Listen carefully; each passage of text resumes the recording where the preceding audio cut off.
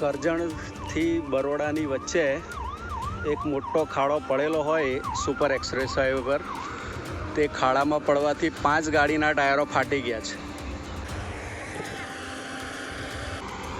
કરજણથી બરોડા જવાના ટ્રેક પર. એટલે આવો તો સાચવીને આવજો કોઈ. ખાડો એટલો મોટો છે કે ટાયરો જ ફૂટી ગયા. બધી ગાડીઓના 2 ટાયર ફૂટી ગયા છે.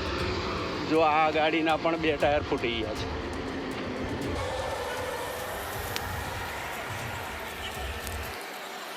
ખાડો એટલો ભયંકર છે કે 5 ગાડીના ટાયરો ફૂટી ગયા છે. એટલે બરોડા તરફ, ભરૂચથી બરોડા તરફ આવો તો કરજણ